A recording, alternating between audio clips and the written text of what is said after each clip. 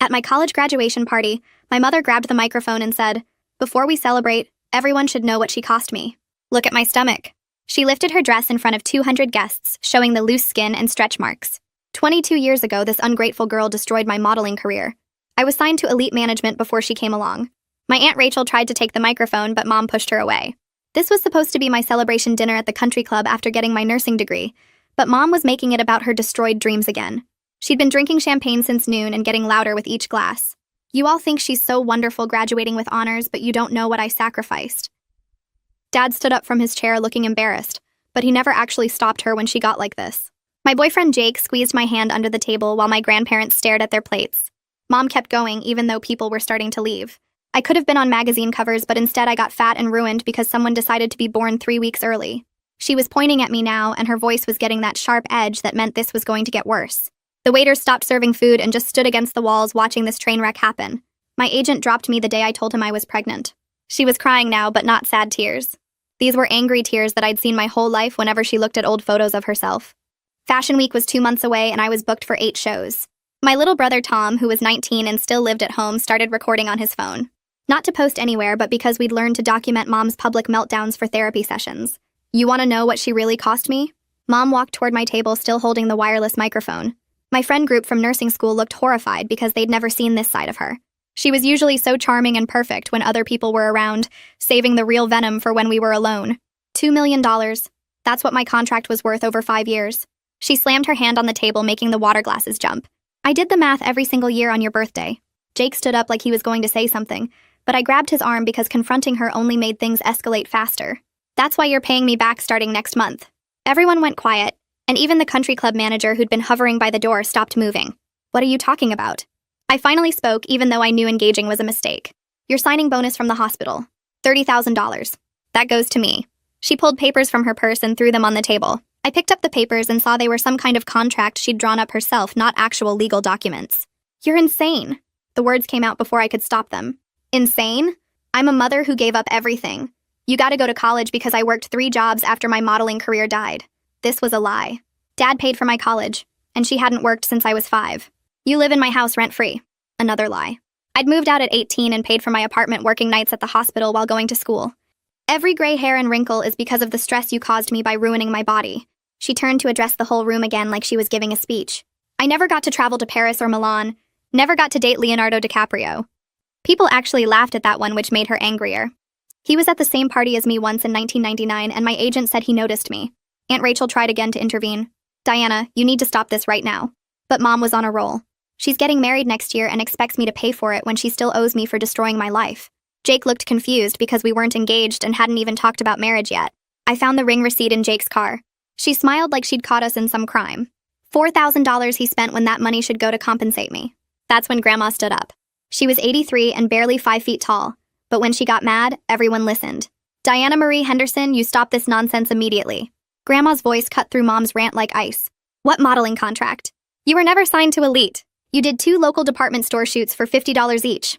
Mom's face went white. "Requested Reds is on Spotify now. Check out link in the description or comments." Grandma pulled out her phone and swiped through her photo gallery until she found what she was looking for. She held the screen up so everyone at our table could see. There was Mom in a JCPenney catalog from 1999 wearing junior sportswear and standing next to a rack of clearance items. The next photo showed her in Dillard's shoe department modeling discount sneakers. Both shoots were clearly local department store ads, not high-fashion modeling.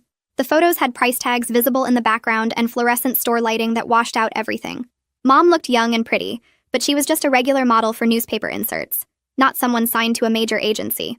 Grandma scrolled to show the payment receipts she'd saved. $50 for each shoot, both dated 3 months before I was born. The country club dining room had gone so quiet I could hear the air conditioning humming and someone's fork hitting their plate across the room.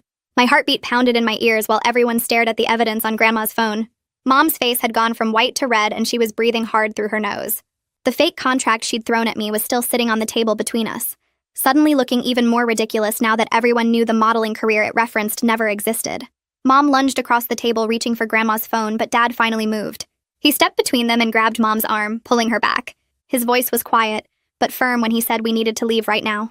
Half the guests had already disappeared, probably grateful for an excuse to escape the awkwardness. The other half were staring at their dessert plates like the chocolate mousse was the most interesting thing they'd ever seen. I tried to stand up, but my legs felt wobbly and weak. Jake put his hand under my elbow and helped me get to my feet. My nursing school friends were gathering their purses and whispering to each other. The country club manager was hovering near the exit, looking stressed and probably calculating how much drama he was willing to tolerate before he kicked us all out.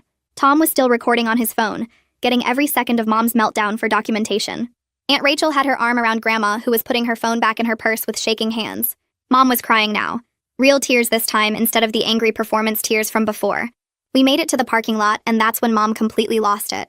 She was screaming at Grandma about betrayal and humiliation, her voice echoing off the cars. Tom kept his phone up recording everything while staying a safe distance away. Dad was trying to get Mom into their car, but she kept pulling away from him and flailing her arms around. Her mascara was running down her face in thick black streaks that made her look like something from a horror movie.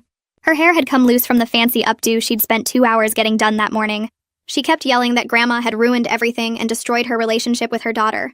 I just stood there next to Jake's car watching my family fall apart in front of the country club. Other guests were walking past us quickly with their heads down, pretending not to see or hear anything. A few people I recognized from Dad's work gave him sympathetic looks, but nobody stopped to help. Mom's voice was getting hoarse from screaming, but she wouldn't stop. She was saying things about how Grandma had always been jealous of her beauty, and how everyone in the family had conspired against her. Dad finally got her car door open and physically guided her into the passenger seat. She was still yelling when he closed the door and walked around to the driver's side looking 10 years older than he had at the start of dinner. Jake drove me back to my apartment and I couldn't stop shaking. My hands were trembling so hard I dropped my keys twice trying to get them in the lock. Jake took the keys from me gently and opened the door himself. Inside my apartment, everything looked normal and peaceful, which felt wrong somehow after what just happened. Jake guided me to the couch and went to make tea in my kitchen. I sat there staring at the wall trying to process the last 2 hours. 22 years of being blamed for destroying a career that never existed in the first place. 22 years of Mom looking at me with resentment and anger because she thought I'd stolen her dreams. Every birthday when she'd mentioned the modeling contract. Every time she looked in the mirror and complained about her body. Every family photo where she stood slightly apart from me like she couldn't stand to be too close. All of it was based on a lie she'd told herself so many times she actually believed it. Jake came back with 2 mugs of chamomile tea and sat down next to me. He didn't try to make me talk or tell me it would be okay. He just sat there being present while I tried to make sense of what I'd learned. I couldn't sleep that night even though I was exhausted. Jake had gone home around midnight after making sure I was okay. I kept thinking about Mom's face when Grandma showed those photos. The shock and rage and something else underneath it all. Maybe shame or fear. Around 2 in the morning, I gave up on sleeping and opened my laptop.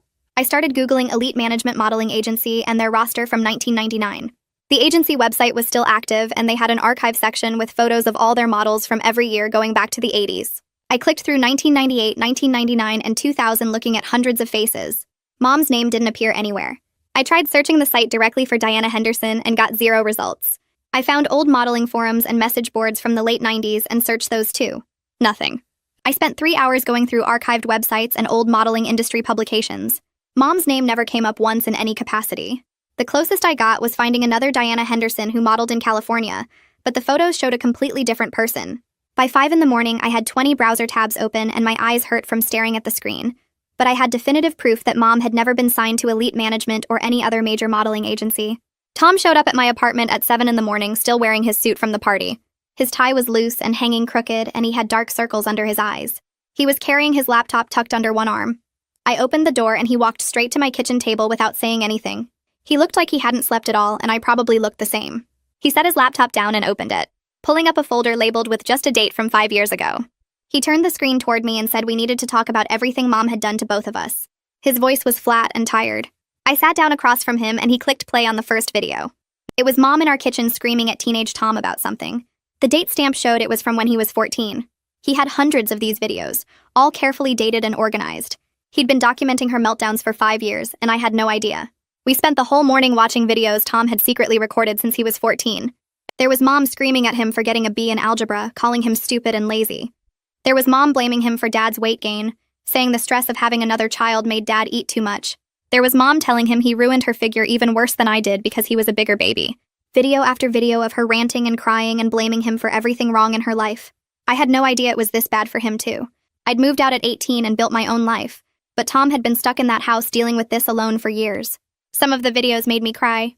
Some made me angry. All of them made me realize how much I'd failed to protect my little brother by focusing only on my own escape. Tom sat there watching me watch the videos with no expression on his face. He'd seen these so many times they didn't affect him anymore. He just needed me to see what he'd been living with while I was away at college building my nursing career. Tom closed the laptop and pulled out a journal from his backpack. He said he'd been in therapy for 2 years without telling our parents. His therapist had been helping him document the abuse systematically. He opened the journal, and I saw pages and pages of entries in Tom's neat handwriting. Each entry had a date, a description of what Mom did or said, and how it made him feel. There were entries about her blaming us for things that weren't our fault. Entries about her making up stories about her past and getting angry when anyone questioned them. Entries about her comparing us to the imaginary children she could have had if we hadn't ruined her body and career. There were hundreds of entries going back 2 years. Tom's therapist had taught him to write everything down as it happened, so he'd have a clear record instead of just painful memories. He flipped through the pages showing me the pattern. Mom's behavior had gotten worse over time, not better. The lies had gotten bigger and more detailed. The blame had gotten more intense. Tom said his therapist called it narcissistic personality disorder, with possible delusional thinking. He said we'd both been victims of emotional abuse our entire lives. My phone started buzzing on the table and I looked at the screen. 37 missed calls from Mom and Dad. I picked it up and saw the voicemail notifications piling up. I put it on speaker and played the first one. Mom was crying and apologizing, saying she didn't mean any of it and everyone just misunderstood. The second voicemail was angrier. She was saying I embarrassed her in front of everyone and I should have defended her against Grandma's lies. The third one was even worse. She was screaming about how ungrateful I was after everything she sacrificed. The voicemails got progressively more unhinged until around number 20 when Dad's voice took over. He sounded tired and was asking me to please just call back so we could talk like adults and work this out. He said Mom was very upset and needed to hear from me. He said family was important and we couldn't let one bad night destroy our relationships. I listened to all 37 voicemails while Tom sat across from me. When the last one finished, I picked up my phone and deleted every single one without responding. Tom nodded like he understood completely. Jake came back over around noon with 2 bags of groceries. He let himself in with the spare key I'd given him months ago and found Tom and me sitting at my kitchen table surrounded by evidence. Tom's laptop was open, showing a paused video of Mom mid-rant. His journal was spread out with entries visible. My own laptop had 20 tabs open about modeling agencies. My phone was face down on the table after I'd finally turned off the ringer. Jake took in the whole scene and didn't say anything. He just started unpacking the groceries and making lunch for all of us. He'd brought sandwich stuff and fruit and chips, easy food that didn't require much thought. He didn't say I told you so, even though he'd been gently suggesting for months that Mom's treatment of me wasn't normal. He'd met her a dozen times and seen how she acted. The fake sweetness in public and the little cutting comments when she thought nobody else was listening. He'd asked me careful questions about my childhood and listened when I brushed them off. Now he was just being present and making sure Tom and I ate something because we'd both forgotten food existed. He made 3 turkey sandwiches and brought them to the table with bottles of water. Tom and I ate mechanically while Jake sat with us in supportive silence. Around 2 in the afternoon, my phone started buzzing on the coffee table where I'd left it face down. Jake picked it up and looked at the screen before handing it to me. Aunt Rachel was calling, which was unusual because she normally just texted. I answered and heard her voice sounding steadier than I expected after everything that happened. She asked if I was okay and actually waited for me to answer instead of jumping in with her own opinions. I told her I was still processing everything, and she said that was completely normal after what Mom put me through at the party. She explained that Grandma was fine but pretty shaken up by the whole confrontation and was resting at her house. Rachel said she'd wanted to expose Mom's lies for years, but never found the right moment until Grandma just couldn't take it anymore. We talked for almost 20 minutes and she kept checking in on how I was feeling instead of making excuses for Mom's behavior. Before we hung up, she told me to call her anytime I needed to talk and that she was proud of me for graduating despite everything Mom had put me through. After the call ended, I felt this weird mix of relief and sadness because it was nice having an adult in my family actually care about my feelings. Monday morning came too fast, and I had to get ready for my first real shift at the hospital as an official nurse instead of a student. I stood in my bathroom brushing my teeth and staring at my reflection, wondering if Mom would actually show up and cause a scene. My hands were shaking as I put on my scrubs, and I kept checking my phone for messages, even though I knew I shouldn't engage with her. Jake had stayed over Sunday night and he made me breakfast before I left, but I could barely eat anything. The drive to the hospital took 15 minutes, and I spent the whole time rehearsing what I would say to my supervisor about the family situation. When I got to the nurse's station, my supervisor Linda was already there reviewing patient charts. I asked if I could talk to her privately for a minute, and we stepped into the break room. I explained as calmly as I could that there was some family drama happening, and my mother might try to contact me at work. Linda didn't ask for details, which I appreciated, and just said to let her know immediately if there were any problems. She also reminded me that hospital security was very good at handling situations like this, if it became necessary. I thanked her and tried to focus on my actual job for the rest of the shift. Mom didn't show up in person, but around 10 that morning, the main reception desk called up to our floor. The receptionist said someone claiming to be my mother had called asking to be transferred to me directly. I told the receptionist that personal calls weren't allowed during my shift, unless it was a genuine emergency. About an hour later, reception called again saying the same woman had called back, then again at noon, and once more at 2. By the fourth call, the receptionist sounded annoyed and told me she'd informed the caller that personal calls required emergency status. Apparently, Mom claimed it was an emergency, but when pressed, couldn't explain what the actual emergency was. The receptionist said she'd blocked the number from calling the main line again and logged it in case there were future issues. I felt embarrassed that Mom was already causing problems at my new job, but also grateful that the hospital staff was taking it seriously. My phone buzzed during my break and I saw a text from Tom. He said Mom had completely lost it when he got home from my apartment Sunday night. She'd demanded his phone so she could delete all the videos he'd recorded, but he refused to give it to her. Tom had already backed everything up to the cloud anyway, so even if she got his phone, the evidence would still exist. Mom tried to ground him, which was ridiculous since he was 19 years old and about to start his sophomore year of college. She also threatened to take away his car, even though Dad had bought it for him and put it in Tom's name. The text said he was seriously looking at apartments near campus for next semester because he couldn't deal with her anymore. I texted back that I would help him look for places and maybe even help with rent if he needed it. Having Tom still living at home with Mom felt dangerous now that everything was out in the open. Wednesday afternoon, my phone rang with Dad's number, which caught me off guard because he never called during work hours. I was on my lunch break sitting in my car in the hospital parking lot eating a sandwich. His voice sounded tired and older somehow when I answered. He asked if we could meet for coffee to talk without Mom being present. I felt suspicious immediately because Dad usually went along with whatever Mom wanted, and I couldn't figure out his angle. But I was also curious about what he'd say when she wasn't controlling the conversation. We agreed to meet Thursday at a coffee shop near the hospital during my lunch break. Thursday, I got to the coffee shop 10 minutes early and ordered a latte while I waited. Dad showed up right on time, looking more worn out than I'd ever seen him. The lines around his eyes seemed deeper, and his hair looked grayer than it had at graduation just 5 days ago. We sat at a corner table away from other people, and he stirred his black coffee for a long time before speaking. He admitted he'd always known Mom exaggerated about her modeling career, but didn't realize she'd built it up to this extreme level in her own mind. He said watching Grandma expose the truth in front of everyone made him see how bad things had gotten. Dad apologized for not protecting Tom and me better over the years, and his voice actually cracked a little when he said it. I wanted to believe him, but I'd heard similar things before that never led to actual change. I asked him directly why he never stopped Mom when she went on her rants about how we ruined her life. Dad looked down at his coffee cup and didn't have a good answer ready. He talked about wanting to keep the peace and thinking she'd eventually grow out of it. He mentioned that his own mother had been difficult and demanding, so he'd learned early to just stay quiet and avoid conflict. Listening to him make excuses, I realized he'd been enabling Mom's behavior for decades. Every time he looked embarrassed but didn't intervene, he was choosing her feelings over our safety. Every time he let her blame us for her unhappiness, he was teaching us that we deserved it. I told him that staying quiet wasn't the same as being innocent, and he nodded, but I don't think he fully understood what I meant. We finished our coffee and he asked if we could meet again next week. I said maybe, but I needed time to think about what kind of relationship I could have with him going forward. That night, I couldn't sleep, so I started going through old family photos and documents in boxes I'd brought from home years ago. I pulled out Mom's high school yearbook from 1994 and flipped through every page looking for any mention of modeling or fashion clubs. She wasn't in any of them. The only club she'd been part of was drama club sophomore year, and she wasn't even in any of the production photos. I found her college transcripts from the community college she'd attended for one semester before dropping out. She'd taken basic courses like English and math and gotten mostly C's. Nothing about fashion or modeling or anything that supported her stories. I kept digging through papers and found old tax returns from the years after I was born. No income listed for modeling work or any kind of entertainment industry employment. Dad's income was listed, but Mom's section was blank year after year. Every piece of evidence I found proved that the career she'd blamed me for destroying had never existed in the first place. Friday evening, Grandma showed up at my apartment carrying 2 big boxes of old family photos and papers.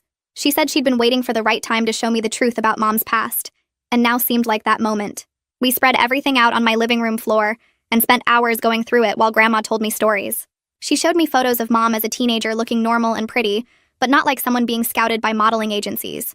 There were pictures from Mom's brief time in community college where she looked happy and regular.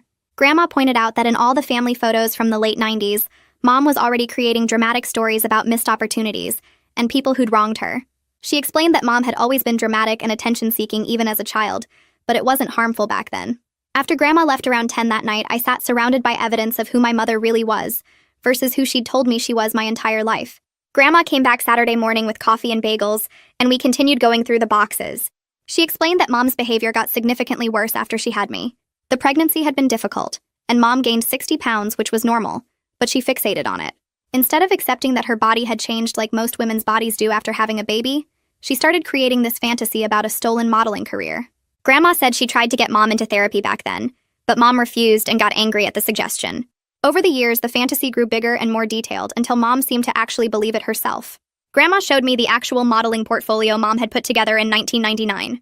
It contained exactly 4 photos. The 2 department store shoots Grandma had mentioned at the party.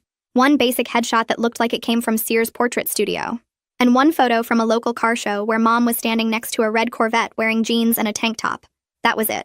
That was the entire modeling career she'd been talking about for 22 years. 4 photos and 2 $50 paychecks.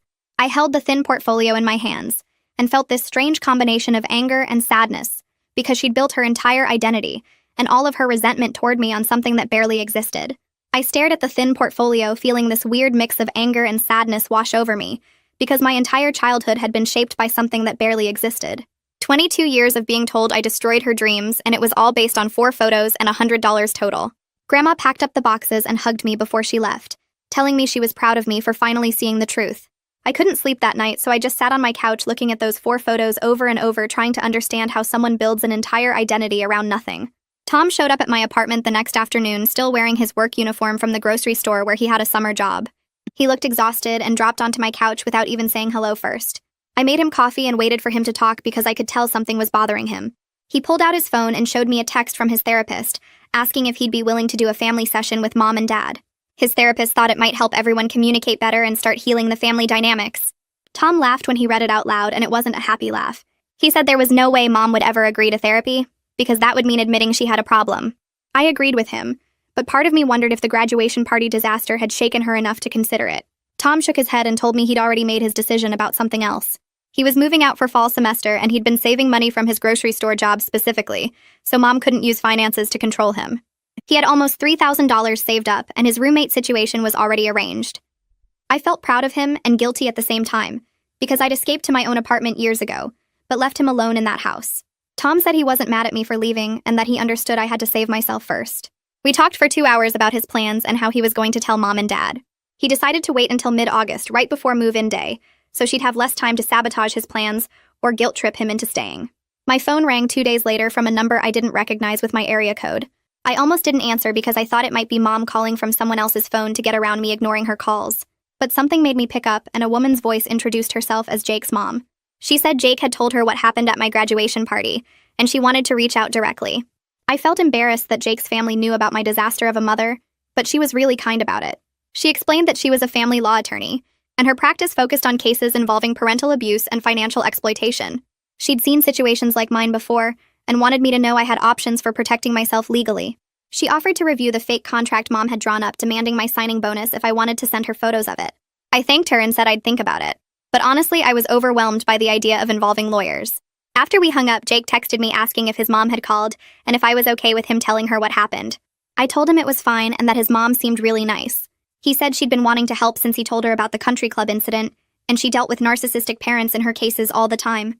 That night, I pulled out the fake contract Mom had thrown on the table at the party.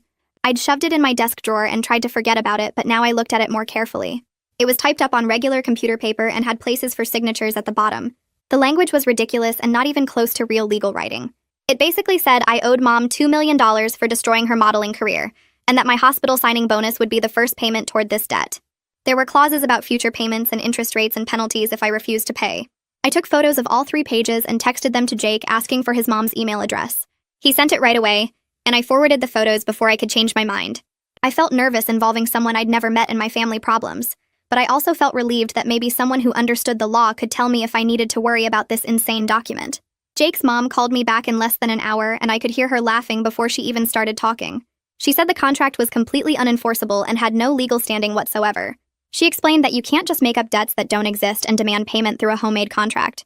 She said if Mom actually tried to pursue this through any legal channels, she could face consequences for attempted fraud or extortion. I felt this huge weight lift off my shoulders because part of me had been worried that somehow Mom could actually force me to give her my signing bonus. Jake's mom said she'd be happy to write a formal letter explaining why the contract was invalid if I needed documentation. She also suggested I might want to consider other legal protections depending on how Mom behaved going forward. I thanked her about 10 times, and she told me to call her anytime if I had questions, or if Mom escalated her behavior. Going to work at the hospital became my favorite part of each day, because Mom couldn't reach me there, and I was actually good at my job. The patients liked me, and my coworkers were friendly and normal. Nobody screamed about destroyed modeling careers or demanded money I didn't owe them. It was just regular work where I helped people and felt useful. My supervisor noticed I seemed stressed during my second week and pulled me aside during lunch break. She asked if everything was okay at home, and I gave her a brief version of the graduation party situation. She was really understanding and told me about the hospital's employee assistance program that included free counseling sessions for staff members. She said a lot of nurses used the program because healthcare work was stressful, and sometimes personal life got complicated too. She gave me a card with the contact information and said I put the card in my locker and thought about it for the rest of my shift. I called the employee assistance program number the next morning and got scheduled with a therapist named Maeve Harding for the following week. The receptionist said Maeve specialized in family trauma and relationship issues. I felt nervous about the appointment all week because I'd never been to therapy before and didn't know what to expect. When I finally sat down in Maeve's office, she had kind eyes and a calm voice that made me feel less anxious. She asked me to tell her what brought me in, and I started explaining about the graduation party. Before I knew it, I was crying and couldn't stop. I cried for 40 minutes straight while telling her about Mom's public meltdown, and Grandma exposing her lies and the fake contract, and how I'd spent 22 years being blamed for destroying a career that never existed. Maeve handed me tissues and let me cry without trying to make me stop or telling me it wasn't that bad. When I finally calmed down enough to breathe normally, she said what I was describing sounded like textbook narcissistic personality disorder with long-term emotional abuse. She explained that narcissistic parents often create elaborate fantasy narratives to justify their behavior and maintain control over their children. Hearing someone with professional training validate that this wasn't normal and wasn't my fault made me cry all over again. Maeve and I met every week after that first session, and she helped me understand things I'd never seen clearly before. She explained that the public humiliation at graduation wasn't actually the main problem.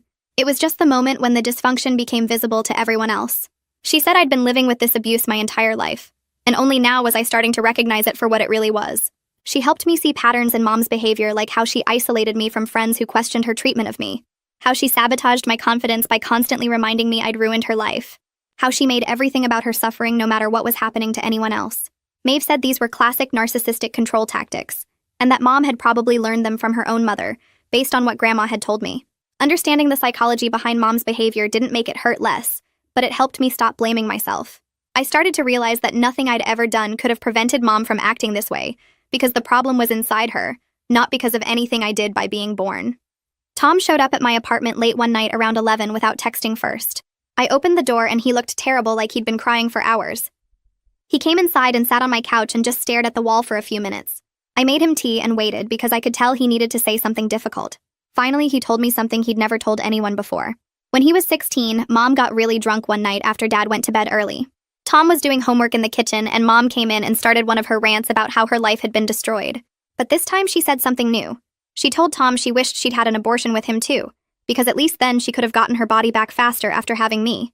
She said 2 kids had completely destroyed any chance she had of getting her modeling career back on track. Tom said he just sat there frozen while she kept talking about how much she regretted having children.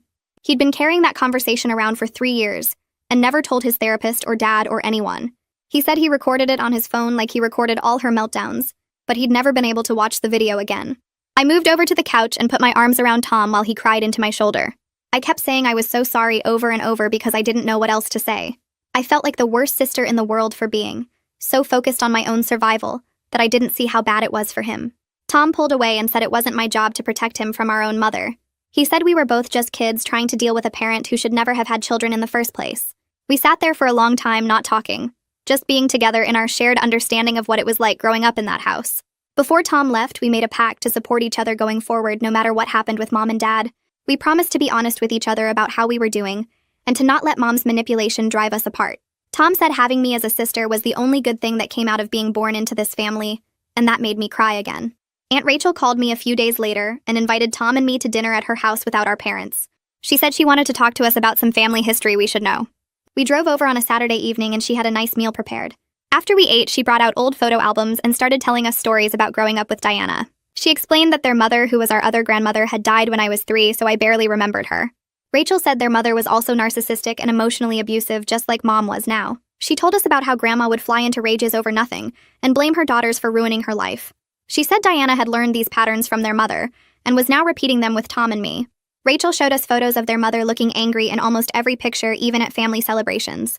She said she'd spent years in therapy dealing with the damage from her childhood, and that's why she'd kept some distance from Diana as an adult. She could see the same patterns emerging and didn't want to enable them or expose her own kids to that toxicity. Learning about the generational trauma helped me understand where Mom's behavior came from, but Rachel was clear that understanding wasn't the same as excusing it. She said Diana had choices about how to treat her own children, and she'd chosen to continue the cycle of abuse instead of breaking it. Rachel hugged us both before we left and told us to call her anytime we needed someone to talk to, who understood what Diana was really like. She said she'd been waiting years for Tom and me to be old enough to see the truth about our mother, instead of believing all her stories. The drive back to my apartment felt different because now I understood that Mom's behavior wasn't just about me or Tom, but was part of a pattern that went back generations. Jake asked if I was okay, and I told him I felt like I'd been given permission to protect myself without feeling guilty about it. Rachel's support meant everything because she knew exactly what growing up with someone like Diana was like, and she'd gotten out. I worked a 12-hour shift at the hospital 3 days later and was checking vitals on a patient in the cardiac unit when my supervisor appeared in the doorway looking uncomfortable. She asked if I could step into the hallway for a moment, and my stomach dropped because I knew something was wrong. She told me quietly that there was a situation in the lobby involving my mother and security had it handled, but I should probably stay on this floor until it was resolved. I felt my face go hot and asked what happened. My supervisor explained that Diana had shown up demanding to see me immediately, and when the front desk said they couldn't interrupt me during patient care, she started yelling about how I'd stolen money from her, and the hospital was harboring a thief. Security escorted her out, but she was still in the parking lot making a scene. I thanked my supervisor and told her I was sorry she had to deal with this. She was kind about it and said family situations happen, and the important thing was that I was safe at work. She suggested I take my break in the staff lounge on the 3rd floor instead of going outside like I usually did. I went straight to the supply closet on the cardiac floor instead, and sat on the floor between boxes of gauze and medical tape trying to breathe normally. My hands were shaking and I could feel a panic attack coming on because Mom had found a way to invade the one place I felt competent and in control. I pulled out my phone and texted Tom what happened, and he responded immediately saying he was documenting everything, and we needed to talk to a lawyer soon. Jake called during his lunch break and I told him what happened while sitting in that supply closet. He offered to come pick me up early, but I said no, because I wasn't going to let Mom make me leave work. I finished my shift, but I felt jumpy every time someone walked past me in the hallway. Josephina from HR called me into her office first thing the next morning. She was probably in her 50s with kind eyes, but her voice was all business when she asked me to sit down. She said the hospital took employee safety very seriously, and they needed to understand what was happening with my family situation. I explained everything while she took notes on her computer. The graduation party meltdown, the fake contract demanding my signing bonus, the years of emotional abuse that Tom and I had documented, Grandma exposing Mom's lies about her modeling career. Josephina listened without interrupting, and when I finished, she asked if there was a restraining order in place. I said not yet, but I was considering it. She nodded and said that was probably a good idea given the escalating behavior. Josephina pulled up something on her computer and started typing. She explained they were going to flag Diana's name in their security system so she couldn't get past the lobby anymore without triggering an alert. They were also adding a detailed note to my employee file about the situation, so if anything else happened, there would be a paper trail. She handed me a folder with information about the hospital's employee assistance program, which included free counseling sessions and legal consultation services. She said I should seriously consider talking to a lawyer about protecting myself legally, because what my mother did yesterday could be considered harassment and attempted interference with my employment. I took the folder and thanked her for handling everything so professionally. She told me to come directly to her if Diana tried anything else, and to not hesitate to call security if I felt unsafe. I made an appointment with Antoine Dyer, the family lawyer Josephina recommended for the end of the week. His office was in a building downtown near the courthouse, and when I walked in carrying a folder full of Tom's videos and documentation, I felt like I was taking my life seriously for the first time. Antoine was younger than I expected, maybe late 30s, and he had me sit down and tell him everything from the beginning. I showed him the videos Tom had recorded over the years, the fake contract Mom created demanding my signing bonus, witness statements from people at the graduation party, and the hospital documentation of her showing up at my workplace. He watched 3 of the videos without saying anything, and I could see his jaw getting tighter as Mom's voice filled his office. Antoine said we definitely had grounds for a restraining order if I wanted to pursue one. He explained the process would take a few weeks and require a court hearing where both sides could present evidence. He also suggested documenting everything going forward because based on the pattern he was seeing, Mom would likely escalate further before she backed down. He asked if Tom would be willing to testify if it came to that, and I said yes. Antoine told me to think about whether I was ready to take this legal step, because once we filed, there would be no going back, and it would probably make Mom angrier in the short term. I told him I'd talk to Tom and Jake and get back to him within a week.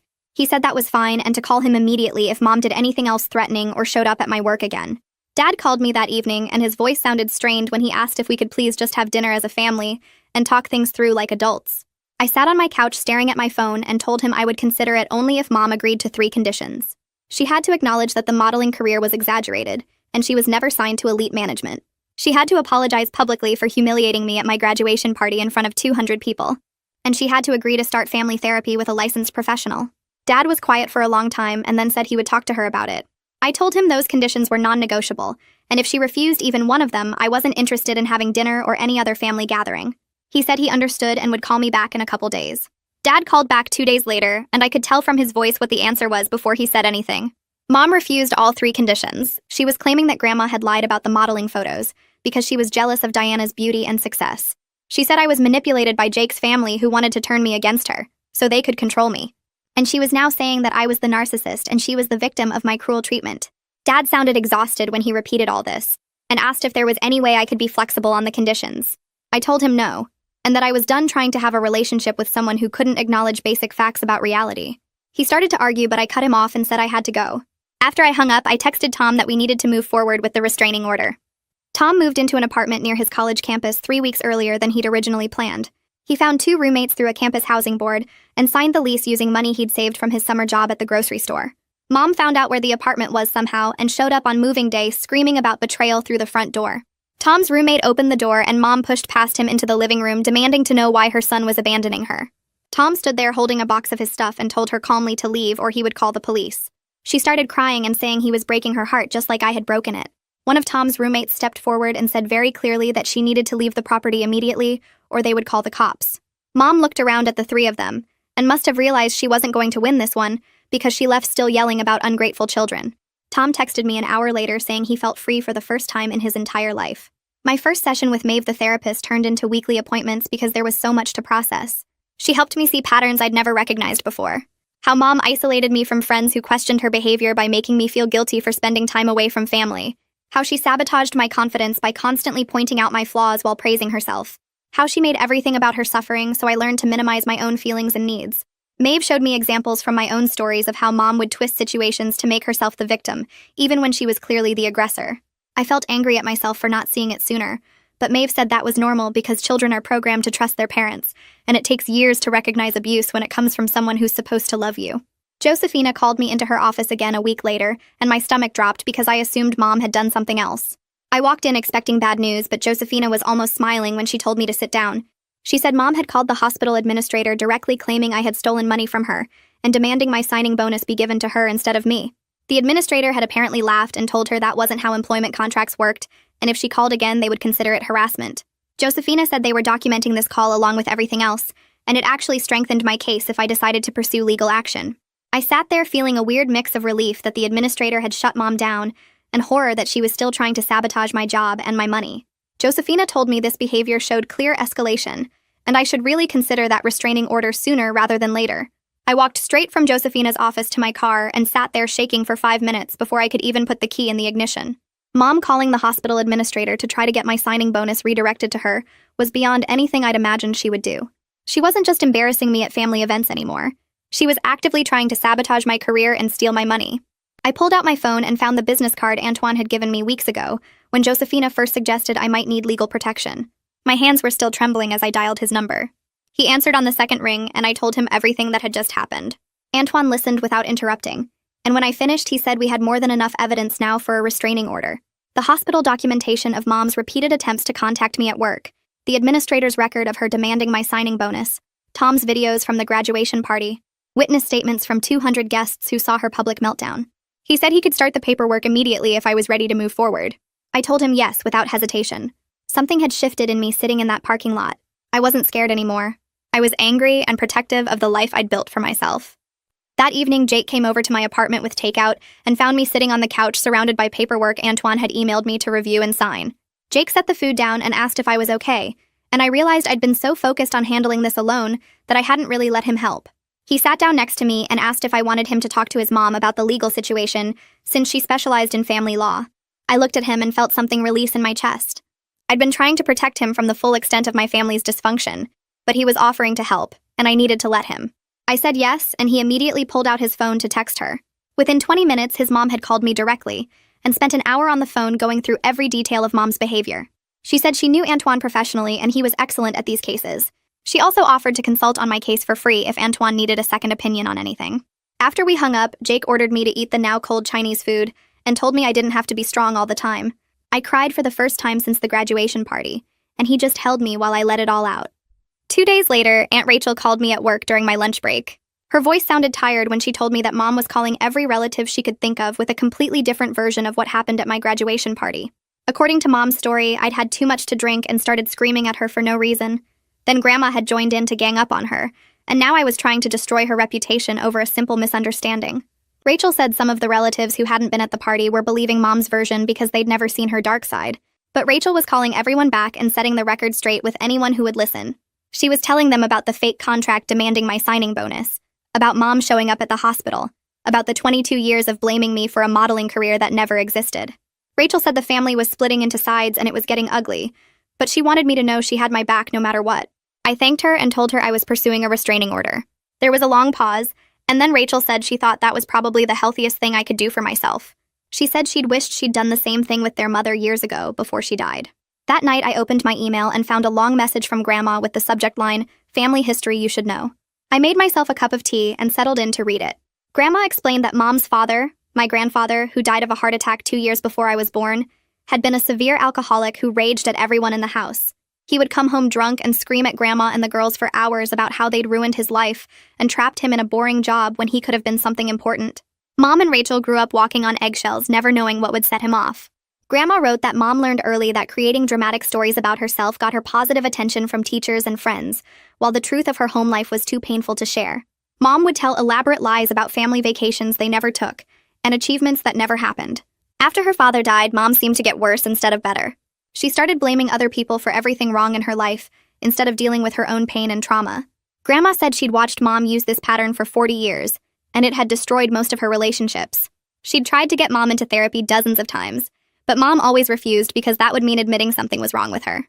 Grandma ended the email by saying she loved her daughter, but she also knew Mom had hurt me deeply, and I had every right to protect myself. I brought Grandma's email to my therapy session with Maeve the next week. Maeve read it carefully, and then looked at me and asked how I felt learning this family history. I told her it helped me understand why Mom was the way she was, but I wasn't sure what to do with that understanding. Maeve nodded and said something that stuck with me.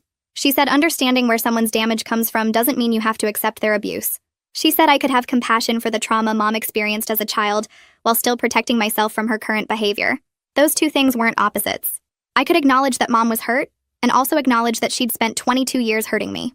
Maeve said this concept was hard for a lot of people to grasp, because we're taught that understanding someone means forgiving them and staying in relationship with them. But actually, the healthiest thing is often to understand why someone is harmful, and then create distance from them anyway. This felt huge to me. I'd been carrying guilt about not being more sympathetic to whatever Mom had gone through, but Maeve was giving me permission to protect myself regardless of Mom's past pain. 3 weeks after I'd met with Antoine, he called to tell me the restraining order hearing was scheduled for 6 weeks after the graduation party incident. He spent an hour on the phone preparing me for what to expect. He said Mom would likely show up with her own lawyer and her own story painting herself as a victim. He warned me that she might cry and play to the judge's sympathy. But he also said our evidence was extremely strong. We had the hospital documentation from Josephina showing multiple attempts by Mom to contact me at work, and her call to the administrator demanding my signing bonus. We had Tom's videos from the graduation party and years of other recorded incidents. We had witness statements from people at the party, including the country club manager. We had the fake contract Mom had drawn up. Antoine said judges see through narcissistic behavior patterns pretty quickly, especially when there's this much documentation. He told me to stay calm during the hearing and just answer questions honestly. He said this wasn't about punishing Mom or getting revenge. It was about establishing legal boundaries to protect my safety and peace of mind going forward. The night before the hearing, Dad called me and I almost didn't answer. When I did pick up, he was crying. So hard I could barely understand him. He begged me not to go through with the restraining order. He said it would humiliate Mom publicly and destroy what was left of our family. He said people would talk about us and judge us, and Mom would never recover from the shame. I listened to him cry for a few minutes, and then I said something I'd been thinking about for weeks. I told him Mom had destroyed our family herself over the course of 22 years of emotional abuse and manipulation. I told him I was just protecting myself now, and if that caused her shame, maybe she should have thought about that before she spent 2 decades blaming me for ruining her imaginary modeling career. I told him he'd enabled her behavior by never standing up to her, and now he was trying to enable it again by asking me to sacrifice my well-being for her comfort. Dad went completely silent. After a long pause, he said he didn't know what to say to that. I told him he didn't need to say anything, but I was going to the hearing tomorrow, and I was getting that restraining order. Then I hung up before he could argue anymore.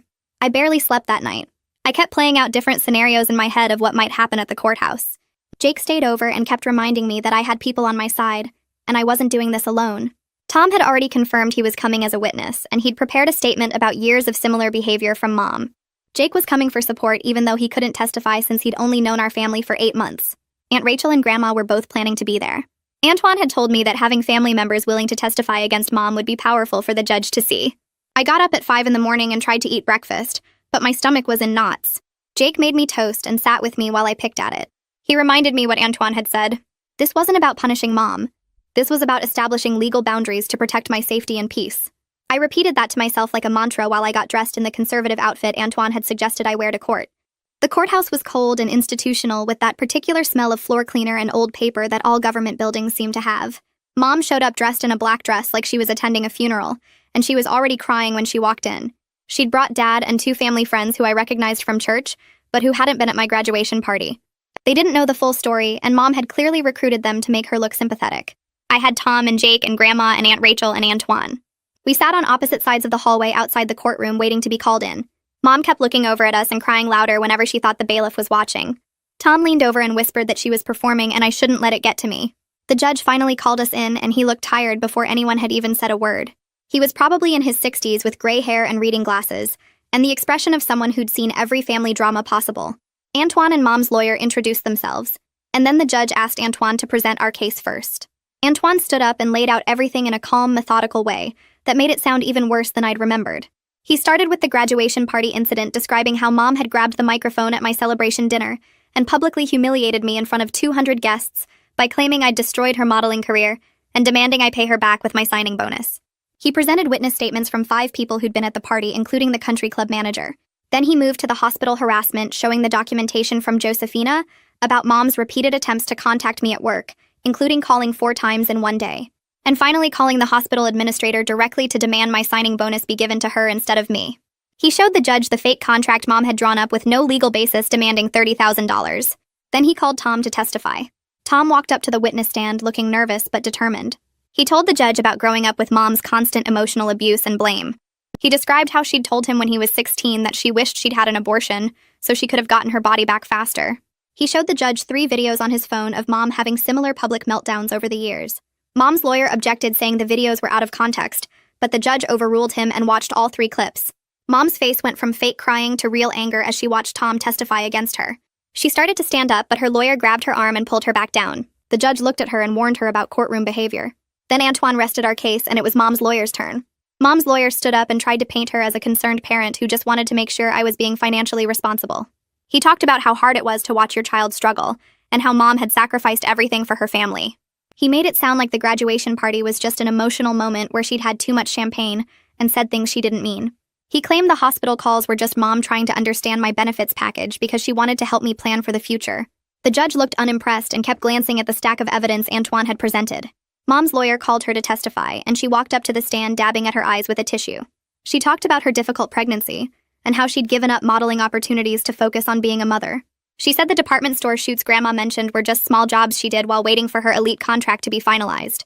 The judge interrupted her and asked for documentation of this elite contract. Mom said she didn't have the paperwork anymore because it was lost in a move 20 years ago. The judge asked if she had any other proof like correspondence with the agency or pay stubs.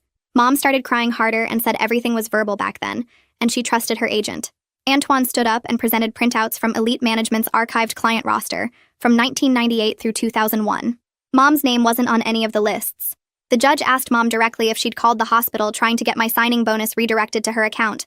Mom's face went pale and she started to say no. But then the judge held up phone records that Josephina had provided showing 4 calls from Mom's number to the hospital administrator's direct line. Mom changed her story fast and said she was just asking questions about my benefits as a concerned parent. She claimed she never actually asked for the money to be sent to her. The judge read from a transcript of one of the calls where Mom specifically said the signing bonus should be paid to her to compensate for medical expenses from my birth. Mom started crying again and said she must have been confused that day. The judge didn't look like he believed her at all. Tom got called back up to testify, and Antoine asked him to show the judge the videos he'd recorded over the years. Tom pulled out his phone with shaking hands and played 3 clips. The first one was from 2 years ago at Tom's high school graduation, where Mom had complained loudly that his ceremony was boring compared to what her modeling events used to be like. The second video showed Mom at a family dinner screaming at Tom for getting a B in chemistry and telling him he was wasting the opportunities she'd sacrificed for. The third video was from last Christmas, where Mom had spent an hour crying about how her children had ruined her body and stolen her dreams. In that video, you could hear Dad in the background telling her to calm down, but not actually doing anything to stop her. Mom's face changed while the judge watched the videos. The fake crying stopped and real anger took over. Her lawyer tried to object, saying the videos were taken out of context, but the judge overruled him and watched all 3 clips carefully. When the 3rd video finished, Mom stood up and started yelling that Tom had no right to record private family moments. Her lawyer grabbed her arm and tried to pull her back down, but she yanked away from him. The judge banged his gavel and told Mom she needed to sit down and control herself, or he'd hold her in contempt. Mom finally sat, but she was glaring at Tom with pure rage. The judge looked at her for a long moment and then started writing notes on his papers. Antoine rested our case, and the judge said he'd heard enough. He didn't even ask Mom's lawyer if he had any other witnesses. The judge took off his glasses and looked directly at Mom. He said that based on the evidence presented, he was granting a temporary restraining order. Mom had to stay at least 100 yards away from me, my apartment, and my workplace. She couldn't contact me directly by phone, email, text message, or social media. She couldn't have anyone else contact me on her behalf. The order was good for 6 months, and there would be a review hearing in November to determine if it should be extended. Mom started screaming that this was illegal and she had rights as a parent. The judge banged his gavel again and said if she didn't stop immediately, he would hold her in contempt, and she could spend the night in jail. Dad reached over and put his hand on Mom's arm, but she shook him off. The judge explained that the restraining order was necessary based on the pattern of harassment and emotional abuse documented in the evidence. He said Mom's behavior at the graduation party, combined with her attempts to interfere with my employment, showed she was unable to respect appropriate boundaries. Mom kept crying and saying this wasn't fair, but her lawyer finally got her to be quiet. The judge signed the order and handed copies to both lawyers. Antoine took ours and gave me a small nod. We stood up to leave, and Mom tried to follow us, but the bailiff stepped in front of her and reminded her the order was effective immediately. Outside the courthouse, Mom was completely losing it. She was screaming and crying, and Dad was trying to hold her up because her legs seemed to give out. We walked toward the parking lot, and Mom saw us. She started screaming across the distance that I'd ruined her life just like I ruined her body and destroyed her modeling career. Her voice was so loud that people walking into the courthouse turned to stare. Tom yelled back that she never had a modeling career, and that's when Mom lunged forward. Dad grabbed her around the waist and physically held her back while she flailed and tried to get to us. Jake put his hand on my back and steered me toward his car. I could still hear Mom screaming even after we got in and closed the doors. Jake started the engine and drove out of the parking lot while I watched Mom through the rear window. She was bent over with Dad holding her, and the 2 family friends she'd brought were standing awkwardly nearby, not knowing what to do. Tom was in his own car behind us, and he followed us back to my apartment. The whole drive, I felt numb, like I was watching everything happen to someone else. My hands were shaking, and I couldn't make them stop. That night, the adrenaline crash hit me hard. I sat on my couch and started crying and couldn't stop for hours. Jake held me and didn't try to make me talk or tell me it would be okay. He just sat there with his arms around me while I sobbed. Tom stayed for a while too, and we all sat together in my living room, not saying much. Eventually, Tom went home and Jake made me eat something even though I wasn't hungry. He reminded me that I'd done the right thing even though it felt terrible. He said Maeve had told me that setting boundaries with a narcissistic parent often feels like you're the bad guy because they're so good at playing the victim. I knew this was true, but it still hurt. Part of me felt like a horrible daughter for getting a restraining order against my own mother. Another part of me felt relieved that she legally couldn't show up at my apartment or my job anymore. The 2 feelings fought each other in my head and made everything worse. Jake stayed over that night, and I finally fell asleep around 3 in the morning. 2 days after the hearing, someone knocked on my apartment door. I looked through the peephole and saw Dad standing there alone. He looked awful, like he hadn't slept since the courthouse. I almost didn't let him in, but he saw my shadow through the peephole and said he just wanted to talk. I opened the door, and he came in slowly, like he was afraid I'd change my mind. He sat on my couch and put his head in his hands. He told me that after the hearing, Mom had a complete breakdown. She'd locked herself in their bedroom for a full day, and when she finally came out, she was different. He said watching her in court and seeing all the evidence laid out like that made him finally see clearly what she'd been doing to us all these years. He said he was ashamed of himself for enabling her and not protecting Tom and me. His voice cracked when he said it, and I could tell he meant it. But I also felt angry that it took a judge and legal documents for him to finally understand. I'd been trying to tell him for years that Mom's behavior wasn't normal. Dad admitted he'd been in denial about Mom's behavior because facing it would mean acknowledging he'd failed to protect his kids. He said he'd told himself that Mom was just dramatic or going through a hard time or dealing with her own childhood trauma. He said he'd made excuses for her because it was easier than confronting the problem. He told me he was moving into the guest room and he'd told Mom she had to start therapy, or he was filing for separation. He said he couldn't keep pretending everything was fine when his daughter had to get a restraining order to feel safe. I wanted to believe him, but I was cautious. Dad had promised to stand up to Mom before and never followed through. He'd say he would talk to her or set boundaries, and then a week later everything would go back to normal. I told him I appreciated what he was saying, but I needed to see his actions match his words over time. He nodded and said he understood. He asked if he could hug me, and I let him. He held on for a long time and I could feel him shaking. When he left, I felt confused about whether this was real change or just another temporary reaction. Tom and I met for coffee 3 days later at a place near campus. We sat outside even though it was hot because we both needed the noise of traffic and other people around us. Tom was more skeptical than I was about Dad's sudden revelation. He said Dad was probably just reacting to the legal consequences and the public embarrassment rather than truly understanding the problem. Tom reminded me that Dad had seen Mom's behavior for years and never did anything about it until a judge forced his hand. We talked about how weird it felt to have other people finally see what we'd been living with. The videos Tom showed in court were just a tiny sample of what Mom had put us through, but they were enough for the judge to understand. We agreed to maintain our boundaries with both parents and see if Dad's actions matched his words over time. Tom said he was definitely not going back to live at home even if Dad promised things would be different. He'd already signed a lease for next semester and he was working extra hours at his summer job to make sure he could afford it without any help from them. I told him I was proud of him and he said the same thing to me. 3 weeks after the restraining order was put in place, I got a letter delivered to my apartment. It came from Mom's lawyer's office, which meant she was following the rules about not contacting me directly.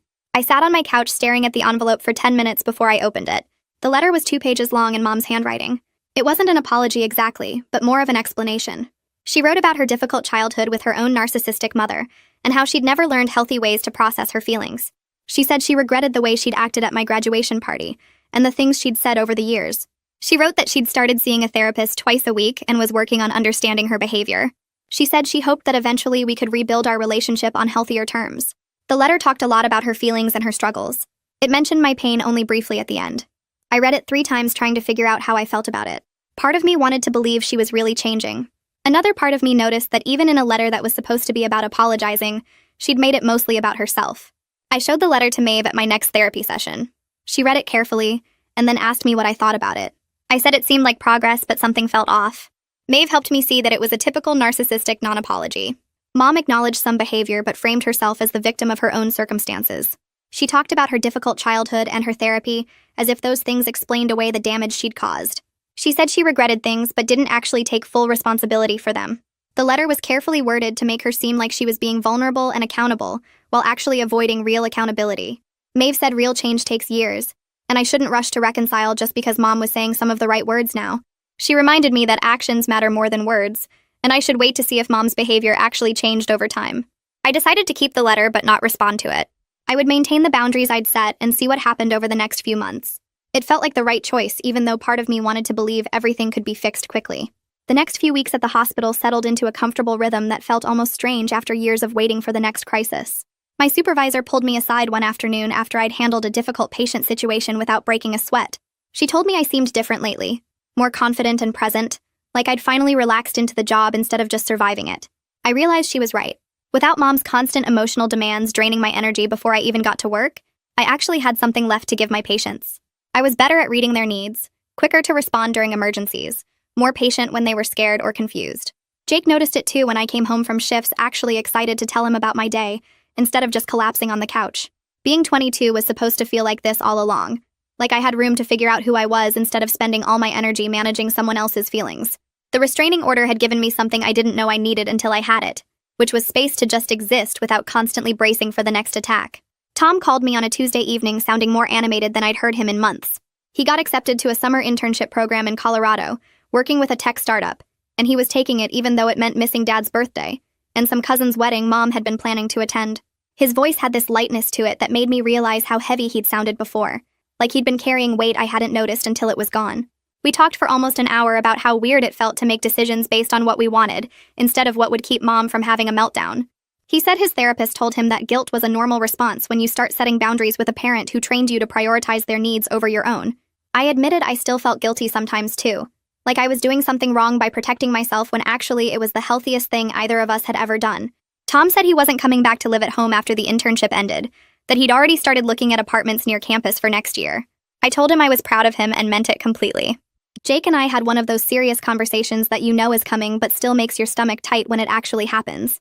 We were sitting on my couch after dinner and he brought up how my family situation affected our relationship in ways we hadn't really discussed before. He wasn't angry or threatening to leave, just honest about needing me to keep working on my own healing so I didn't bring those patterns forward into what we were building together. He pointed out times when I'd shut down instead of communicating or assumed he was mad when he wasn't, leftover reactions from years of walking on eggshells around Mom's moods. I appreciated his honesty even though it stung a little to hear. He said he was committed to supporting me through this, but also needed me to stay committed to therapy and actually doing the work, instead of just going through the motions. That conversation motivated me to be more consistent with my appointments with Maeve, and more willing to dig into the uncomfortable stuff instead of skating around it. 4 months after the graduation party, I sat in my apartment on a Saturday morning with coffee and actual silence. The restraining order was still in place, and I'd already decided to request an extension at the review hearing next month. Mom was apparently going to therapy according to Dad's occasional updates, but I wasn't ready to test whether she'd actually changed or just learned better ways to manipulate. Tom was thriving at his internship based on his excited texts about the projects he was working on. Dad was supposedly figuring out his own issues, though I remained cautious about his follow-through. I was learning that healing from this kind of family damage didn't have a neat timeline, or a moment where everything suddenly felt fixed.